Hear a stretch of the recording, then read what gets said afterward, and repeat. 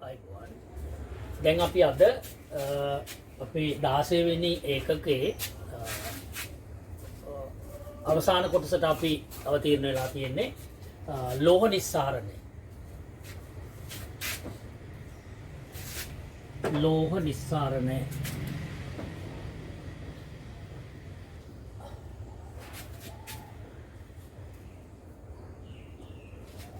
ලෝහ නිස්සාරණය කියලා කියන්නේ පුතේ ස්වභාවයේ බොහොමයක් ලෝහ අපි කිව්වා සක්‍රියතා ශ්‍රේණිය පිළිබඳ අධ්‍යයනයේදී බොහොමයක් ලෝහ සංයෝග ලෙස ස්වභාවයේ පවතින්නේ පහළින්ම පිහිටි ලෝහ ස්වභාවයේ පවතින්නේ නිසංග ලෝහ විදියට එහෙම නැත්නම් මූලද්‍රව්‍ය තත්ත්වයේ පවතින්නේ කියලා කියනවා.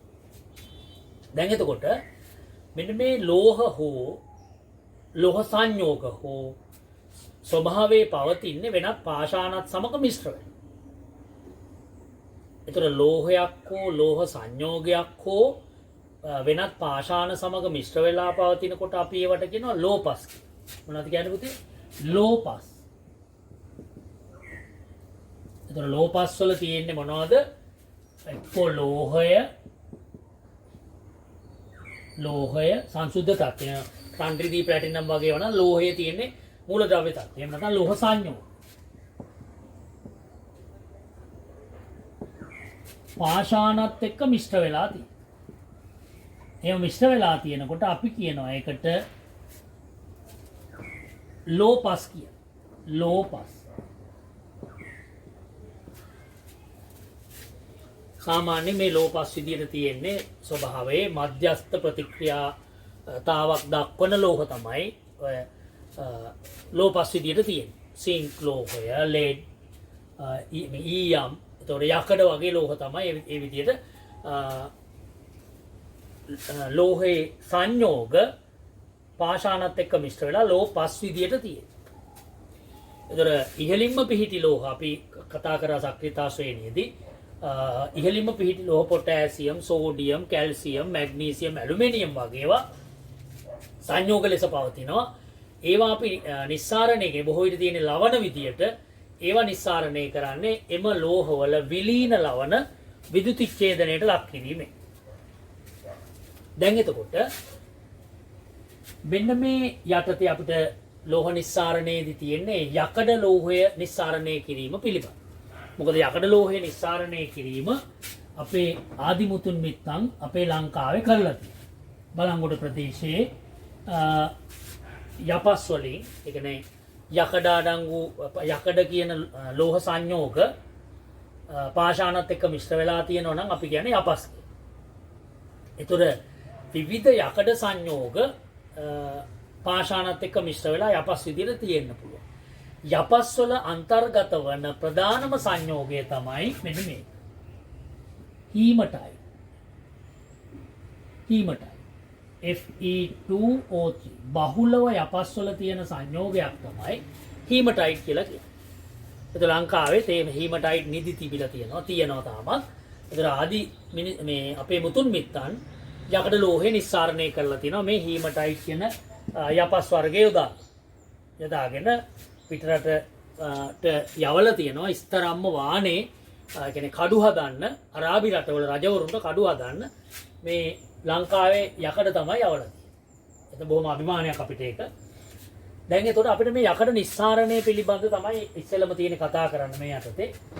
දැන් පුතේ මේ යකඩ නිස්සාරණය කරන්න භාවිත කරන ඌෂ්මකය. යකඩ නිස්සාරණය කිරීම සඳහා භාවිත කරන ඌෂ්මක සාමාන්‍යයෙන් මීටර 60ක් විතර උසයි.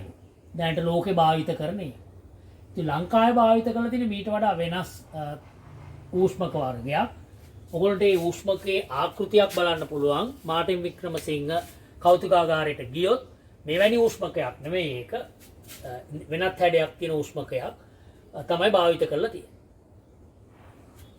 දැන් එතකොට මේකේ මේ තියෙන ඌෂ්මකය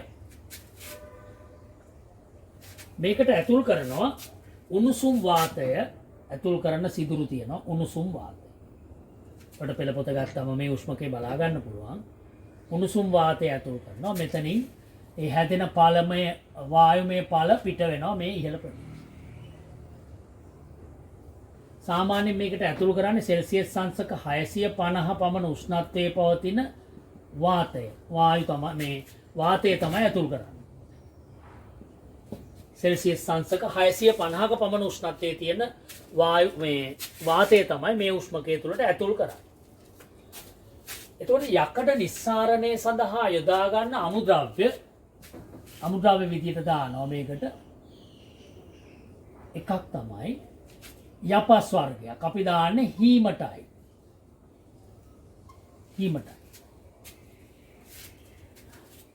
Fe2O3.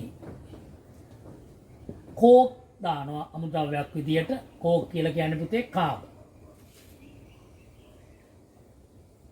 කෝක් කියලා කියන්නේ කාබන්. කෝක් දානවා. ඒ වගේම කැල්සියම් කාබනේට් හුණුගල් භාවිත කරනවා. Calcium carbon.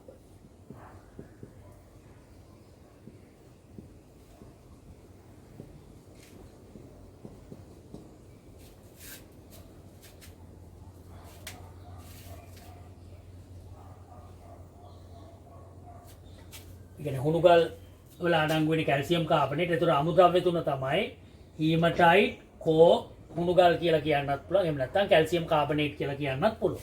මොකද හුණුගල් වල තියෙන ප්‍රධානම සංයෝග කාණ්ඩය වෙන්නේ කැල්සියම් කාබනේට්. අමුද්‍රව්‍ය තුනයි. ඒතර හීමටයිට්, කෝ, හුණුගල්. මෙන්න මේ අමුද්‍රව්‍ය තුන උෂ්මකයේ තුල ප්‍රතික්‍රියා වීමේදී ඇතම් රසායනික ප්‍රතික්‍රියා අධික තාපදායී ප්‍රතික්‍රියා. මෙන්න මේ තාපදායී ප්‍රතික්‍රියාවලදී නිපදෙන තාපය නිසා මේ ඌෂ්මකය තුළ උෂ්ණත්වය සෙල්සියස් අංශක 1000ත් 1900ත් අතර උෂ්ණත්වයක පවතී. සෙල්සියස් අංශක 1000ත් 1900ත් අතර උෂ්ණත්වයක් දක්වා උෂ්ණත්වය ඉහළ යනවා. මෙන්න මේ අමුද්‍රව්‍ය එකතු කිරීමේදී ඒ අමුද්‍රව්‍ය ප්‍රතික්‍රියා වීමේදී හැදෙන තාපය නිසා. මොකද තාපදායී ප්‍රතික්‍රියා ගණනාවක් මේක සිද්ධ වෙනවා. ඒ තාපදායී ප්‍රතික්‍රියාවලදී නිපදෙන තාපය හේතුවෙන් තමයි ඌෂ්මකය තුළ උෂ්ණත්වය හුඟක් ඉහළ යන්නේ. එතකොට අවසානයේ පුතේ මේකේ නිපදෙන යකඩ සහ අපද්‍රව්‍ය ලෙස තියෙන යබොර ස්තර දෙකක් විදිහට තැන්පත් වෙනවා. නිතරම පහළින් පිහිටන්නේ ඝනත්වයෙන් වැඩි ද්‍රව යකඩ යබොර තමයි ඉහළ ස්තරයේ තියෙන්නේ. අපද්‍රව්‍ය විදිහට හැදෙන යබොර. ඝනත්වයෙන් වැඩි ද්‍රව යකඩ පහළ ද්‍රව යබොර ඉහළින් පිහිටනවා. අපි බලමු මෙන්න මේ යකඩ නිස්සාරණය වීමේදී මේ ඌෂ්මකය තුල සිදුවන රසායනික ප්‍රතික්‍රියා. මේ රසායනික ප්‍රතික්‍රියා සියල්ල පිළිබඳ අවබෝධයක් ඒ වගේම මතකයක් ඔයගොල්ලන්ට තියෙන්න ඕන. ප්‍රතික්‍රියා ටික ලියන්න ඕන නිසා මම මේක මකනවා. උෂ්මකය ඔයගොල්ලෝ පොතෙන් බලන්න උෂ්මකය. දැන් පුතේ අපි දැන් මේ උෂ්මකයට එකතු කරපු කෝක්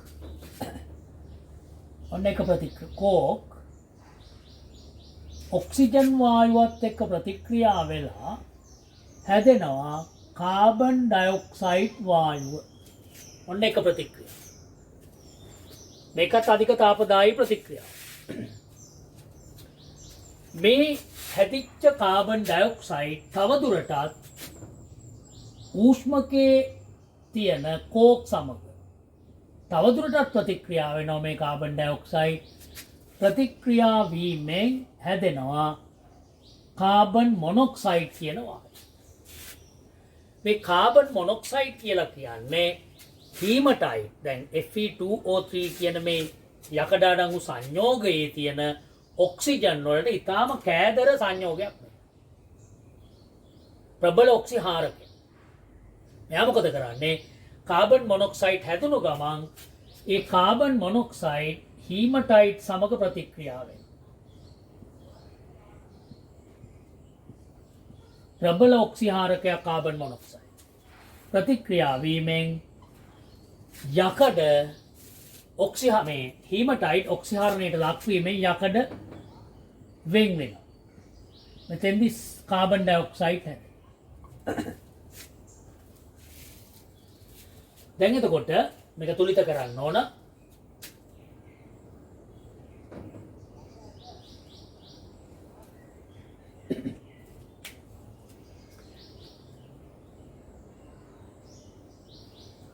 මෙතන ඔක්සිජන් 3යි මෙතන 1යි 4යි.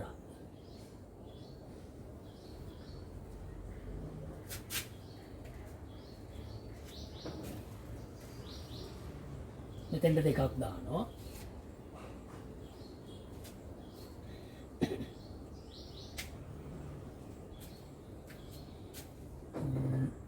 මෙතන ඔක්සිජන් කාබන් ඩයොක්සයිඩ් මෙතෙන්ට 3ක් දැම්මොත් කාබන් 3යි එතකොට ඔක්සිජන් 3යි මේ 3යි 6යි මෙතෙන්ට 3ක් දැම්මම තුලිත.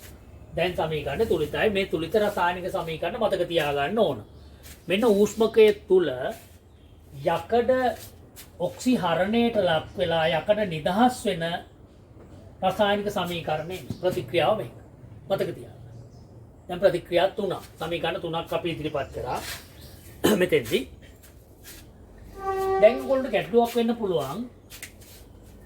ඇයි අපි අමුද්‍රව්‍යයක් විදියට හුණු ගල් භාවිත කරේ? එහෙම නැත්නම් කැල්සියම් කාබනේට්. ඒක මෙතෙන්දී දායක වෙලා නැහැනේ. නමුත් මේ යපස් වල නැත්නම් හීමටයිට් සමග අපද්‍රව්‍ය විදියට තියෙනවා පුතේ සිලිකා. සිලිකා කියන්නේ සිලිකන් ඩයොක්සයිඩ්. ඒ වගේම ඇලුමිනා.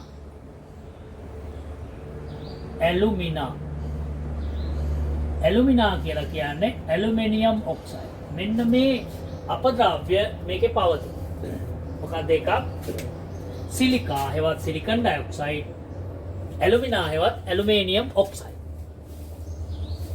අපද්‍රව්‍ය විදියට මේ යපස් එක්ක මිශ්‍ර වෙලා තියෙනවා. ඒතර එහෙම වුණොත් මේ නිස්සාරණය කරන යකඩවල සංසුද්ධ බව අඩු වෙනවා. ඒ නිසා මෙන්න මේ සිලිකා සහ ඇලුමිනා යබොර විදියට ඉවත් කරන්න තමයි හුණු ගල් භාවිත කරන්නේ. බලමු අපි මෙතෙන් සිද්ධ වෙන්නේ මොකක්ද කියලා. දැන් ඌෂ්මකයට එකතු කරපු හුණු ගල් වල තියෙන කැල්සියම් කාබනේට්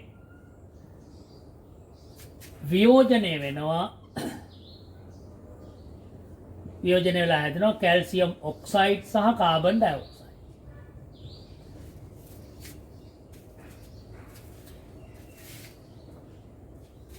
දැන් මෙන්න මේ හැදිච්ච කැල්සියම් ඔක්සයිඩ් යපස් වල අපද්‍රව්‍ය විදියට පැවතිච්ච සිලිකා සමග ප්‍රතික්‍රියා වෙනවා කැල්සියම් ඔක්සයිඩ්.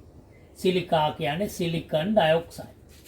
ප්‍රතික්‍රියා වීමෙන් හැදෙනවා කැල්සියම් සිලිකේට්. මේ තියෙන කැල්සියම් සිලිකේට්. කැල්සියම් සිලිකේට්. ඒ වගේම හුණුගල් වියෝජනයෙන් හැදිච්ච කැල්සියම් ඔක්සයිඩ් ඇලුමිනා හෙවත් ඇලුමිනියම් ඔක්සයිඩ් එක්කත් ප්‍රතික්‍රියා වෙනවා. ප්‍රතික්‍රියා වෙලා හැදෙනවා කැල්සියම් ඇලුමිනේට් කියන සංයෝගය. කැල්සියම් ඇලුමිනේට්. කැල්සියම් ඇලුමිනේට්.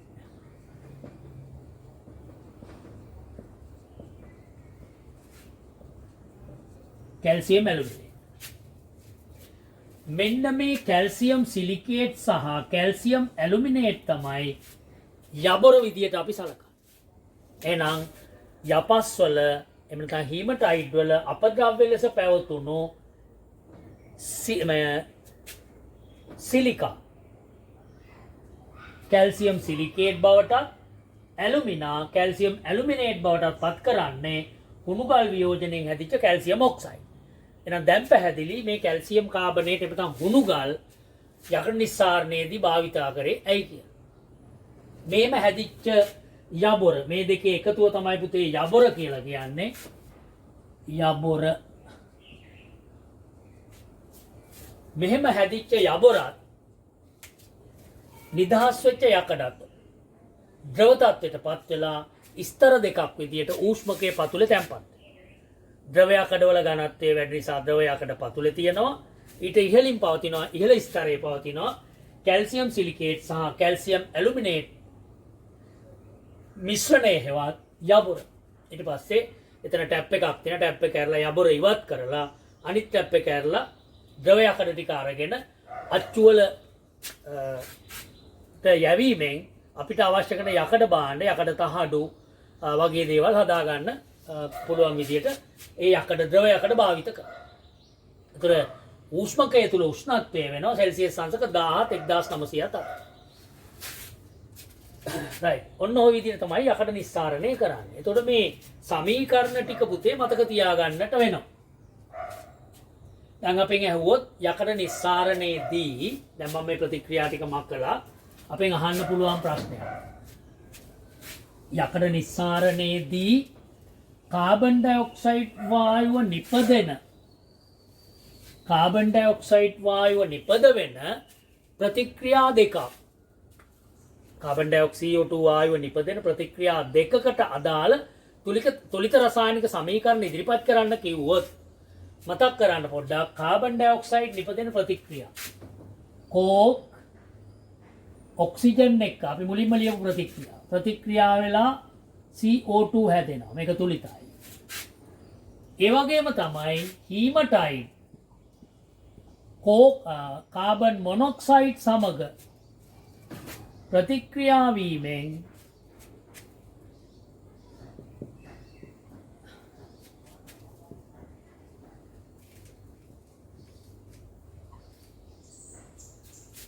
මෙතෙන්දිත් කාබන් ඩයොක්සයිඩ් හැදෙනවා. ඒ වගේම කුණුගල් වල තියෙන කැල්සියම් කාබනේට් වියෝජනයනොත් කාබන් ඩයොක්සයිඩ් පිට. එහෙනම් කාබන් ඩයොක්සයිඩ් සෑදෙන රසායනික ප්‍රතික්‍රියා තුනක් මේ උෂ්මකය තුල තියෙනවා. මේ තුන. ඒ නිසා මේ සමීකරණ ඒ වගේ ප්‍රතික්‍රියා මතක තියාගන්න.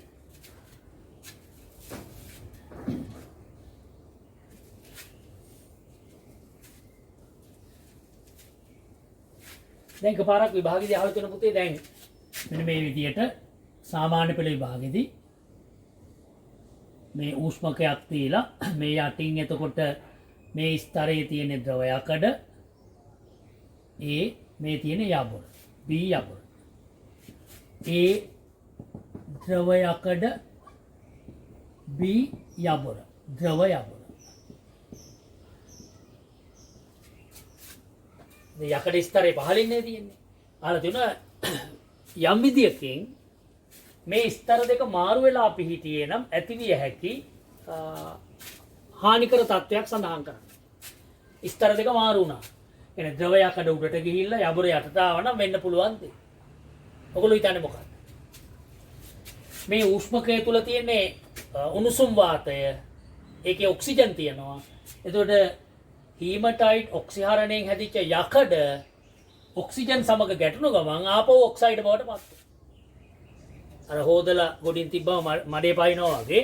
එහෙනම් යකඩ නිස්සාරණය කරාට වැඩක් වෙන්නේ නැහැ. මොකද උෂ්මකය තුල තියෙන වාතයේ තියෙන ඔක්සිජන් ඔක්සිහරණයෙන් හැදිච්ච යකඩත් එක්ක ප්‍රතික්‍රියා වෙලා නැවත ඔක්සයිඩ් බවට පත් වෙනවා. එහෙනම් යකඩ නිස්සාරණය කරගන්න බැරි වෙනවා. ස්තර දෙක මාරු වුණා. ඒක තමයි වෙන්න පුළුවන් හානිකර තත්ත්වය. ඉතින් එහෙම දෙයක් වෙන්න බෑ. මොකද ද්‍රව යකඩවල ඝනත්වය වැඩි නිසා ඒක පහලින් තමයි තියෙන්නේ. ප්‍රශ්නයක් අහලා තියෙනවා අර එහෙම වුණොත් මොකද වෙන්නේ කියලා. ඒ නිසා මම හිතන්නේ ඔයගොල්ලන්ට යකඩ නිස්සාරණය පිළිබඳ යම් අවබෝධයක් එන්න ඇති.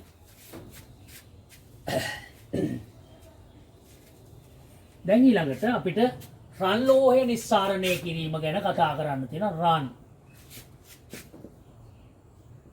නිස්සාරණය. මේක එතකොට රන් ලෝහයේ ස්වභාවයේ පවතින්නේ මූලද්‍රව්‍ය තත්ත්වය.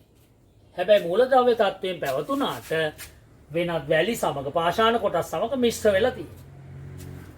එතකොට මේ මූලද්‍රව්‍ය තත්ත්වයේ පවතින ලෝහයක් වෙන් කර ගන්න අපිට රසායනික ප්‍රතික්‍රියා සිදු කරන්න අවශ්‍ය වෙන්නේ නැහැ. අපිට ඊට පහසුවෙන් මේක වැඩේ කරගන්න පුළුවන්. රන් ලෝහය අඩංගු පාෂාණ හොඳට කුඩු කරලා ඒ කර්මාන්ත ශාලාවලට ගෙනල්ලා ගසාගෙන යන ජල පහරකට යොමු කරන. හලන. හැලුවම යකඩවල ඝනත්වය ඉතා අධිකයි. ඒ නිසා රන් ලෝහයේ ඝනත්වය ඉතා අධිකයි. රන් ලෝහය ඒ ජල පහරේ පතුලේ. ඒ කියන්නේ දැන් සාමාන්‍ය ප්ලාස්ටික් වලින් වගේ හදපු කාණු පද්ධති වලට මේ රන් ලෝහය අඩංගු පාෂාණ හොඳින් කුඩු කරලා මේ දිය පහරකට යොමු කරාම පාෂාණ කොටස් ගහගෙන යනවා රන් ලෝහය ඉතිරි වෙනවා. ඊට පස්සේ ගන්න පුළුවන්. පහුගිය දවස්වල කැලණිගඟේ එක් ප්‍රදේශයක මේ රන් ලෝහ නිදියක් දැන් වසර කීපයකට උඩදී මතුවෙලා මේ කට්ටිය නෑමිලි අරගෙන ගිහිල්ලා ඒ පස් අරගෙන ගරලා රන් ලෝහය වෙන් කරගන්න. එන ගැරීමෙනුත් පුළුවන්. එන මේ රන් ලෝහය මූලද්‍රව්‍ය තත්ත්වයේ පවතින නිසා ගැරීම දියපහරකට ඇල්ලීම වගේ සරල භෞතික ක්‍රම මගින් තමයි නිස්සාරණය කරන්නේ. මේ යකඩ ලෝහය වගේ සිංක් ලෝහය ලෙඩ් වගේ ඔක්සයිඩ් ඔක්සිහරණය කිරීමෙන් වෙන් කර ගන්න ඕන නැහැ. ඒ වගේම තමයි ඊටත් ඉහළින් පිහිටි ලෝහ වන sodium, potassium, calcium, magnesium, aluminium වගේ විදුලි විච්ඡේදන ක්‍රියාවලියෙන් වෙන් කර ගන්නත් අවශ්‍ය වෙන්නේ නැහැ. මොකද රන් ලෝහයේ පවතින මූලද්‍රව්‍ය තත්ත්වය නිසා ගැරීම දියපහරකට යොමු කුඩු කර දියපහරකට ඇල්ලීමෙන් අපිට පුළුවන් රන් ලෝහය වෙන් කර ගන්න. ඒ වගේම සමහර රටවල මේ සඳහා ඉතාම විධිමත් මේ ක්‍රියාවක් තියෙනවා. රන් ලෝහය අඩංගු පාෂාණ හොඳට කුඩු කරලා රසදිය සමග මිශ්‍ර කරනවා. රසදිය සමග මිශ්‍ර කරනවා. ලෝහයක් නේ ඒක. රසදිය සමග මිශ්‍ර කරාම ඔයගොල්ලෝ දන්නවා පොඩි අට ශ්‍රේණියේදී අහලා තියෙනවා මේ රන් ලෝහයයි මේ රසදියයි ඉතා හොඳින් පෑහෙනවා. ඒ කියන්නේ රන් ලෝහය දිය වෙනවා රසදිය වල. දිය වෙලා හැදෙනවා රන් සන් රසය කියන සංයෝගයක් නේ මිශ්‍රණය. රන් සන් රසය. ඒ කියන්නේ ඒකේ තියෙන පුතේ රසදියයි රන් කියන ලෝහය. මේක මිශ්‍රණය. රන් සන් රසය. මේ මිශ්‍රණය විශේෂිත උපකරණයකට අරගෙන කුටීරයකට අරගෙන මේ රත් කරාම රසදිය මේකට කියන වාෂ්පීකරණය කියලා වාෂ්පීකරණයට ලක් කරනවා. රත් කරනකොට රසදිය වාෂ්ප වෙලා පිට වෙනවා රන් ලෝහය ඉතුරු වෙනවා. මොකද රසදිය වල තාපාංකයට වඩා රන් ලෝහයේ තාපාංකය අඩුයි. ඒ නිසා රසදිය වාෂ්ප වෙලා පිට වෙනවා. ඒ පිට වෙලා යන රසදියත් ඝනීභවනය කරලා නැවත රන් ලෝහය නිස්සාරණය කිරීම සඳහා වෙන් කර ගන්නවා. එතකොට භාජනයේ පතුලේ රැඳෙනවා රන් ලෝහය. ඉතාම පිරිසිදු තත්ත්වයෙන් වෙන් කර ගන්න පුළුවන් ක්‍රමයක් මේක රන් ලෝහය.